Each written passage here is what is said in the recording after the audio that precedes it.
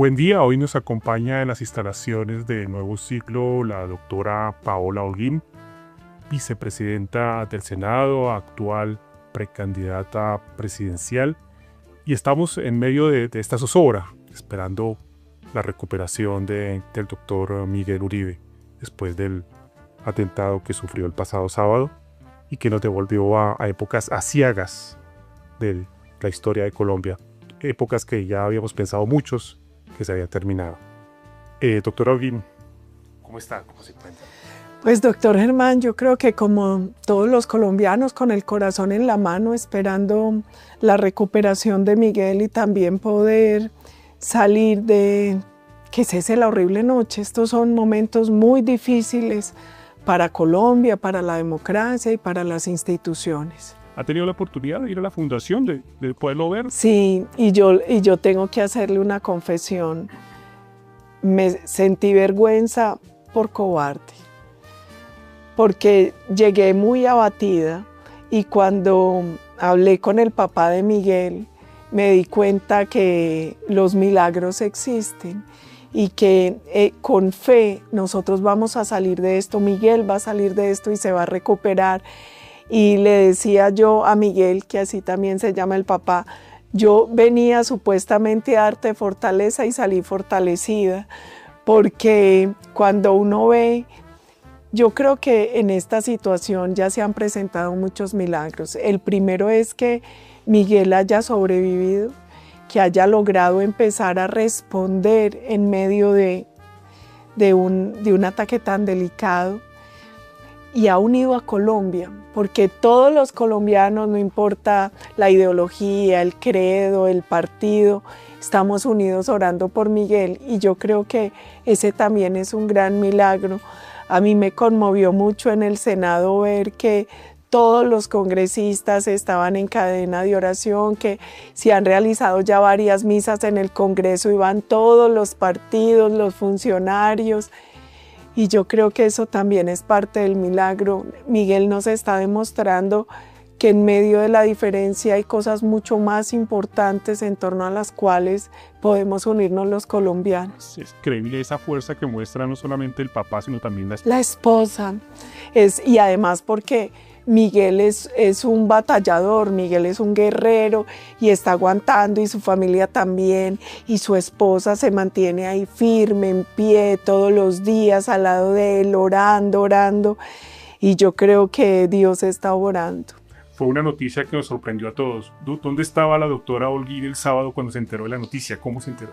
Estaba en Medellín, venía bajando de San Pedro de los Milagros a Medellín, entonces me llamó el representante Juan Espinal, mi compañero, y me dijo, y yo no le creí la verdad, yo le dije que era mentira, entonces nos ahorillamos y ya me dijeron, no, es verdad, esa situación fue muy horrible. Minutos después me llamó Efraín Cepeda y ya empezaron todos a llamar y bueno, fue como esos primeros días fueron una pesadilla. Yo creo que casi ninguno de nosotros podía dormir porque era como, para muchos era revivir décadas atrás.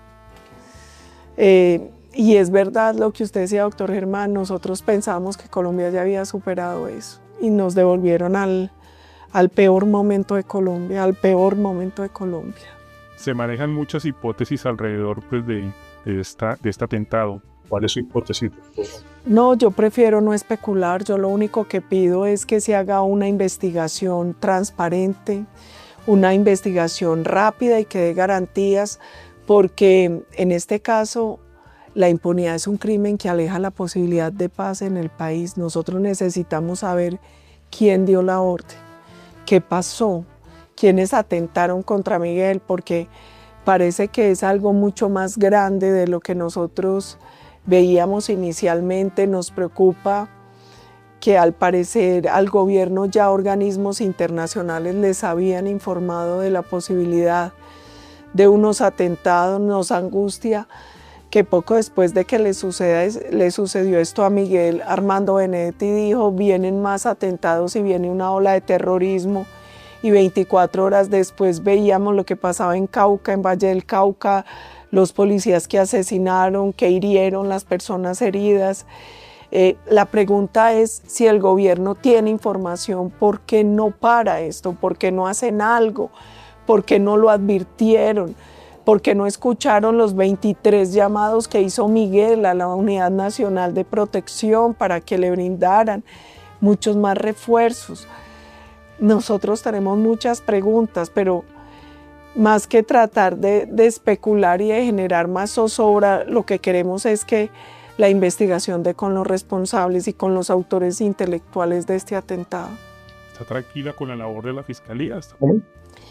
Yo espero que hagan todo bien. Yo envié una carta y le he pedido a organismos internacionales que acompañen la investigación, que puedan ser garantes de que se dé con los responsables, que rápidamente se descubra todo lo que hay detrás de esto.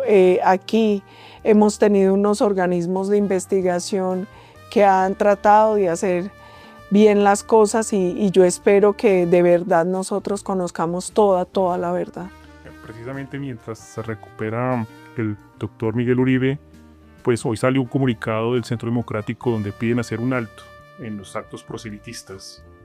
¿Cuál es exactamente el objetivo de este comunicado? Nosotros respetamos la decisión de cada partido y cada candidato, pero desde el sábado nosotros hemos estado concentrados en oración en torno a Miguel, al trabajo en el Congreso, y nos reunimos y dijimos, es que nadie puede hacer campaña sobre la sangre de un compañero. Mientras Miguel no supere esto, ninguno de nosotros tiene corazón para hacer proselitismo, ninguno de nosotros sería capaz de hacer actos de campaña, porque eso termina siendo inhumano, inmoral. Eso no, en lo personal, ninguno de nosotros sería capaz, pero nosotros lo que creemos es que aquí hay otras prioridades hoy, y la prioridad es primero Miguel, su salud, que se esclarezcan los hechos, lograr frenar lo que está pasando tan grave en el Congreso, lo que está pasando con la regla fiscal, lo que está pasando con el decreto a consulta, lo que está pasando con la amenaza de asamblea constituyente. En torno a eso, por encima de partidos, es que tenemos que trabajar todos, porque eso sí, esos son temas que le angustian a los colombianos y nosotros tenemos la obligación de trabajar frente a eso. Eso sí es importante. Bueno, precisamente ya se aprobó el 75% de la reforma laboral, y en medio de una actitud del presidente un poquito que algunos han llamado agresiva, donde él pues convocó también una consulta popular. ¿Usted cómo ve todo eso? Yo creo que lamentablemente Gustavo Petro perdió las calles y perdió la cordura también.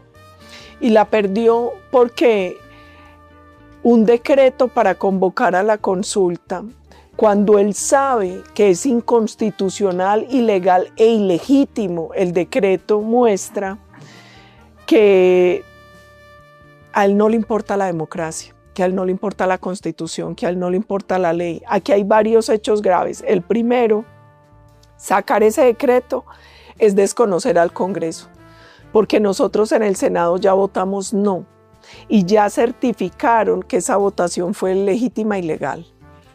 2, es desconocer a la justicia, porque hoy hay un trámite frente a un recurso que interpusieron por una apelación de María José Pizarro, apelación que sí se tramitó, porque la presidencia y la secretaría del Senado envió una carta donde le explicaron por qué era improcedente la apelación. Y 3, está usando como chantaje el decreto, porque él dijo, yo derogo el decreto, pero si aprueban la reforma laboral de Cámara.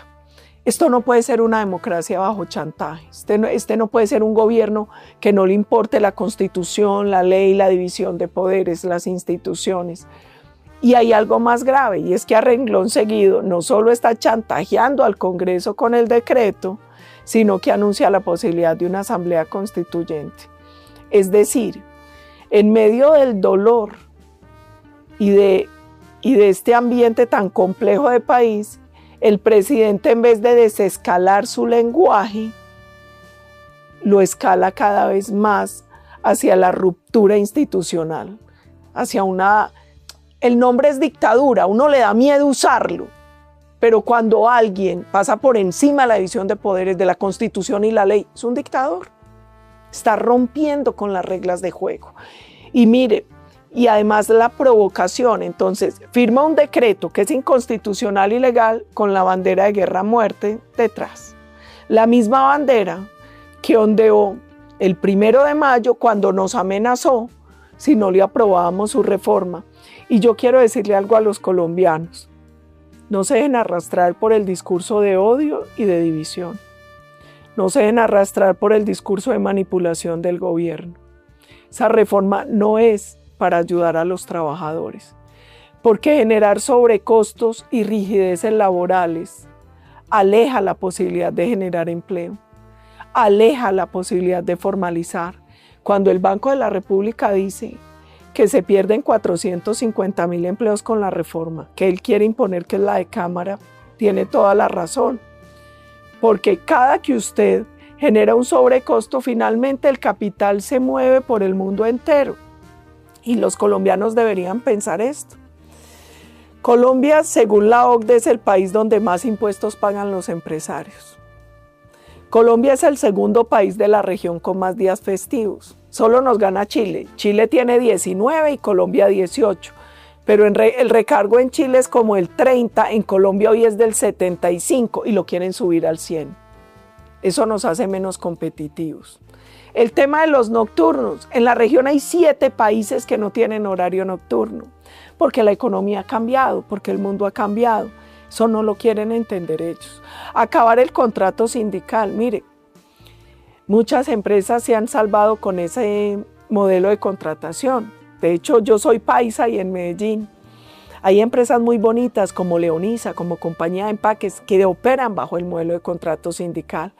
Ha logrado más fraternidad entre los empresarios y los trabajadores. Y yo quiero que los colombianos entiendan algo. Indigno es privar a un ciudadano de la posibilidad de un empleo formal. Eso sí es indigno. Y creer que uno puede dignificar al trabajador destruyendo la empresa es un absurdo. Sin inversión y sin empresarios no hay empresa. Sin empresa no hay empleo y sin trabajadores no hay sindicato. Es obvio, es lógico. Si usted ataca al empresario, si usted ataca a la empresa, si usted ataca a la inversión, no van a haber empleos. Si usted crea sobrecostos, si usted crea rigideces, no van a haber empleos. Y el queso informal no se puede formalizar.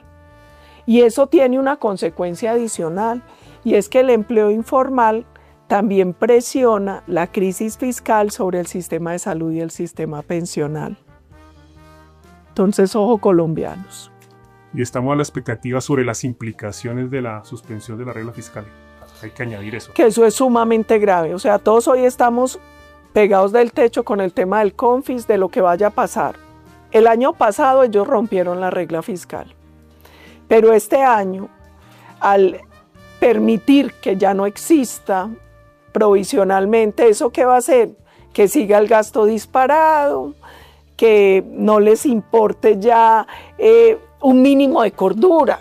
Es que finalmente la regla fiscal lo que hace es pedir un mínimo de cordura, de sensatez en el gasto público, en el manejo de las finanzas públicas. Este es un gobierno donde el recaudo ha caído y nosotros lo advertimos. Cuando ellos metieron la reforma tributaria, les dijimos, esa generación de más impuestos lo único que genera es evasión y elusión y termina frenando la economía, y así usted logre un primer recaudo importante, después se le desploma y eso fue lo que pasó y lo habíamos advertido. Pero a eso hay que sumarle que la economía crece 1.7 nomás el año pasado, pero crece más de 8 veces el gasto público. Entonces, en la medida en que usted gasta y gasta con menos ingresos, crece la deuda. Y fuera de eso, si usted rompe regla fiscal, el riesgo país es más alto. ¿Eso qué quiere decir para los colombianos? Que cuando usted va a prestar plata, como desconfían de usted, va a ser muy caro que le presten y su deuda va a valer más. Y empieza una especie de círculo vicioso que arrastra a la economía. Y a todo eso usted le tiene que sumar algo sumamente grave, el decreto de retención y autorretención anticipada, que es otra especie de mini tributaria que además va a dejar la olla raspada para el próximo gobierno. Entonces, este es un momento muy difícil. Dijo que iba a presentar otra tributaria, ¿no? Ah, y además, pues la tapa del Congolo a todo esto, ayer dijeron que van a insistir con una nueva tributaria. ¿Más impuestos de dónde? La economía está reventada, la inversión viene cayendo. Aquí lo que hay es una falsa, digamos que hay como una falsa estabilidad económica que viene dada por cosas que no tienen que ver con las decisiones del gobierno. Por ejemplo, que tuvimos una cosecha cafetera récord de 16 billones de pesos. ¿Eso a quién se le debe? A nadie, a la divina providencia, a los cafeteros que son unos berracos y que nos cogió un buen precio y una buena cosecha. ¿Se debía a qué? A 300.000 hectáreas de coca, porque de la coca sale cocaína, la cocaína se vende y esos son dólares y plata que querámoslo, no están ahí en la economía. Colombia tuvo una época en la que medía PIB con ilícitos y sin ilícitos. Hoy gran parte de la economía se está sosteniendo por esa economía ilícita del narcotráfico, se está sosteniendo por esa minería ilegal. Es que casi el 80% del oro que exporta Colombia viene de fuentes ilegales y viene disparado, la onza más de $3.000. Entonces, claro, hay una serie de elementos que hacen que esté circulando dinero, que no se dispare el dólar y que parezca que la economía va, pero no va. Y cuando ellos hablan, por ejemplo, de caída de desempleo, claro que cae el desempleo, porque 2 millones de colombianos se han ido sin tiquete de regreso. Y de esos 2 millones, 1 millón estaban en edad de trabajar. Y adicionalmente, porque ha crecido es el empleo informal en más de 900.000. Bueno, y con base en todo ese panorama, ¿cómo va a recibir el próximo presidente el país el 7 de agosto del 2026? Yo creo que hay varias cosas importantes. La primera es, uno en una crisis decide o llora o compra pañuelos. Aquí no nos podemos quedar llorando ni quejándonos. Aquí, ¿qué necesitamos? Uno, que todos entendamos que vamos a recibir un país con una multicrisis, crisis en seguridad, crisis económica, crisis en salud, crisis pensional, crisis de deuda, eso es claro. Crisis en el sector construcción, crisis en la minería, crisis energética. A puertas de un apagón y cada hora de apagón vale 200.000 millones de pesos. Entonces, partamos del diagnóstico. No digamos mentiras porque si no, no vamos a salir de esto. Esa es la realidad que recibe el próximo gobierno. ¿Cuál es la ventaja? Primero, que yo creo que los colombianos ya vieron que funciona y que no. Entonces necesitamos un gobierno, uno, que no parta de radicalismos ideológicos, sino de sensatez, que logre unir a todos los sectores y al país. ¿En qué? En un plan de choque. En un plan de choque que va a implicar, primero, apretarse el cinturón, reducir el tamaño del Estado, mayor control, menos gasto y más eficiente, una reforma tributaria totalmente distinta a las que se han hecho en Colombia, es decir, para bajar impuestos, para facilitar la forma en que la gente tributa, para crear incentivos. Fuera de eso, tiene que lograr flexibilidad, por ejemplo, para los contratos de exploración y explotación de gas, microrregasificadoras, acelerar los proyectos de, por ejemplo, microcentrales hidroeléctricas, pequeñas centrales hidroeléctricas, porque nosotros vamos a tener que tener un plan de choque, pero brutal, porque la demanda está creciendo más que la oferta. Y nosotros perdimos la autosuficiencia en gas que por más de 40 años habíamos tenido. Entonces ahí hay que hacer un plan acelerado de choque, un acuerdo con las empresas, y nosotros les vamos a dar unas garantías, vamos a volver a tener contratos de estabilidad jurídica, les vamos a bajar impuestos, pero tenemos que garantizar que ustedes van a invertir, van a confiar. Necesitamos un equipo en Hacienda y en Planeación que le dé garantías a la comunidad internacional, que pueda ir a hablar con la comunidad internacional a ver cómo logramos refinanciar deuda, mejorar tasas a partir de unos acuerdos y unos compromisos de país. Necesitamos también un plan de choque, porque hoy nosotros tenemos un hueco fiscal, un hueco muy grande de financiación de la salud. Para mí, de todos los sectores, el urgente es salud porque es la vida de la gente. Hoy los colombianos se mueren por falta de tratamiento y de medicamentos. Ahí necesitamos llegar a unos acuerdos de pago, recuperar el sistema, hacer unos ajustes, porque mire, hay 70 formas de defraudar el sistema de salud. Nosotros necesitamos mayor control y trazabilidad sobre el sistema para que no se pierdan los recursos. Uno de los mejores sistemas de salud lo tiene Taiwán.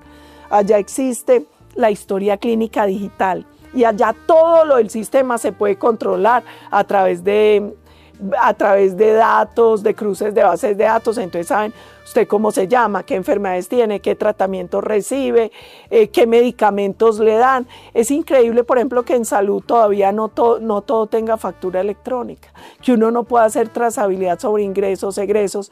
Hay que hacerlo y eso solo requiere voluntad. Solo requiere voluntad y hay que mirar estrategias, por ejemplo, para medicamentos, tratamientos de enfermedades huérfanas y de alto costo.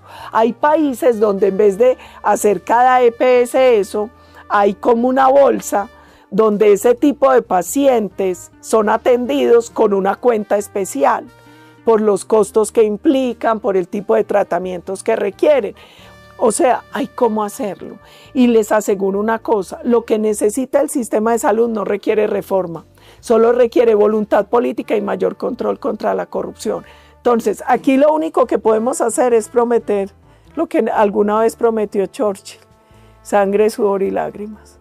Va a ser muy difícil, pero Colombia sí tiene salida, sí la podemos sacar adelante, pero eso va a tener que ser un compromiso de absolutamente todos los colombianos y todos los sectores por encima de ideologías y de partidos. A Colombia la tiene que gobernar la sensatez y no el radicalismo ideológico. Bueno, ahí nos mostró un panorama un poquito oscuro, pero al mismo tiempo salidas. Hay soluciones. Yo miren, no se derrota al que no se rinde y yo no quiero que los colombianos sientan que nos derrotaron, porque aquí nadie se ha rendido. Y esto tiene salida y es más, yo creo que haber vivido este momento tan difícil también nos ayuda a pensar qué país es el que queremos construir, porque Colombia nunca ha logrado tener un proyecto de nación y es hora de que lo formulemos. ¿Qué queremos que sea Colombia en los próximos 30 o 50 años? Esta coyuntura tan dolorosa puede ser también un momento de quiebre para lograr algo así. Bueno, una última pregunta, doctora Holguín. La copartidaria suya, María Fernanda Cabal, dijo que Petro debe someterse a un examen psiquiátrico. ¿Está de acuerdo? En el Congreso se presentó una proposición para pedir que se le hiciera un examen al presidente sobre el tema de fármacos, de capacidad para gobernar. Yo creo eso hoy no existe en la legislación colombiana, fue una proposición que no se ha sometido hasta ahora a debate, pero yo sí creo que nosotros deberíamos buscar algún mecanismo que de aquí en adelante dé algún tipo de garantía. Porque lo cierto es que uno no siente que el mecanismo sea la comisión de acusaciones. Y lo digo con respeto y con tristeza, porque yo fui una de las denunciantes por la violación de topes de campaña de Gustavo Petro. Yo presenté la denuncia, me ratifiqué en la denuncia, llevé pruebas y no ha pasado absolutamente nada. Y he presentado múltiples denuncias contra funcionarios del gobierno, contra el propio presidente, voy, me ratifico y no pasa nada. Y yo creo que los países tienen que tener un justo equilibrio entre estabilidad institucional, pero también que haya un mínimo de exigencia de rigor en las instituciones, porque uno tiene que tener la capacidad y la competencia para estar a la altura de la dignidad que representa. Y en Colombia a mí me preocupa eso, y me preocupa porque lo que ha pasado a lo largo de este gobierno, incluso desde antes con la elección, ha sido muy grave, aquí hay posible comisión de delitos y la Constitución es muy clara. Es que el artículo 109 dice la violación de topes de campaña da pérdida del cargo y uno siente que de verdad no hay suficiente capacidad institucional para garantizar que los procesos sean transparentes, justos y en los tiempos que demanda la ciudadanía, porque es que vuelvo y digo, la impunidad termina siendo un crimen que aleja la posibilidad de paz de cualquier pueblo, de cualquier nación.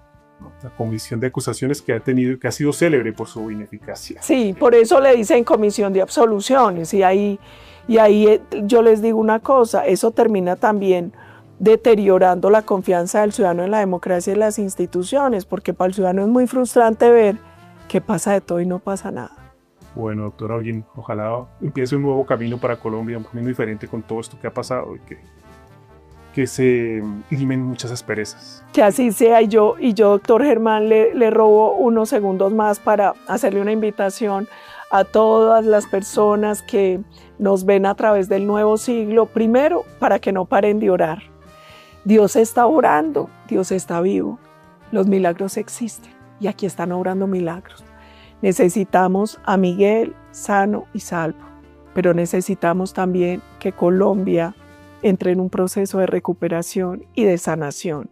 Necesitamos que los colombianos entendamos que no podemos dejarnos dividir más, que en este suelo vivimos todos y que si a Colombia le va bien, a todos les va a ir bien, que Colombia necesita más sensatez y menos radicalismo, necesita más unidad y menos división, y necesita que encontremos lo que nos puede unir como nación, el proyecto sobre el país que queremos construir, que queremos dejar a los hijos, a los nietos, a los sobrinos. Y yo les suplico, primero que nos acompañen en la Marcha del Silencio en todas las ciudades el domingo y que no pierdan la fe. Que no pierdan la fe, porque yo tengo la certeza que da la fe en que una mejor Colombia está por venir. Bueno, muchas gracias, doctor Holguín, por visitarnos aquí a las instalaciones de Nuevo Siglo. Muchas gracias, doctor Germán.